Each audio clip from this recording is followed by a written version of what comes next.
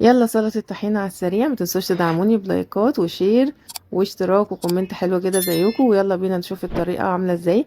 هنحتاج حوالي 8 كيلو من الطحينة، معاهم معلقتين كبار من الخل الابيض وعصرة نص ليمونة زي ما انتوا شايفين كده.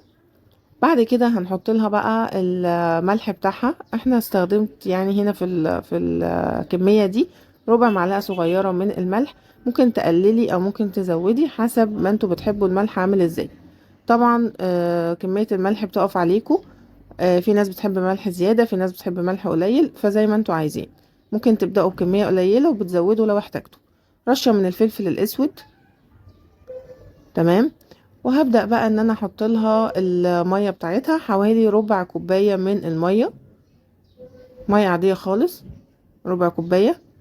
وهقلب كل الكلام الحلو ده مع بعض. واحنا بنقلب هنا هتحسي انها فكت وفرولت وقلتي يعني باظت واسماء ادتنا وصفة بايظة جدا. لا، افضلي قلبي فيها لحد ما هتلاقيها اتحولت بقى لون كريمي كده معاكم.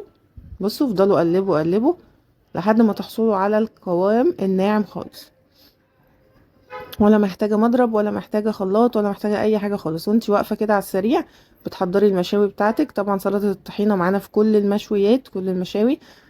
معانا في الحواوشي، كفتة، فراخ مشوية، كمان في الرنجة لو بناكل رنجة. فهي ممتازة ومن الحاجات اللي انا بحبها جدا مع المشويات برضو.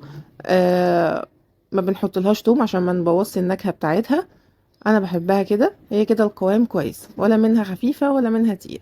لو احتجتي انت تخففيها بتزودي شوية مية. اشوفكم الفيديو الجاي.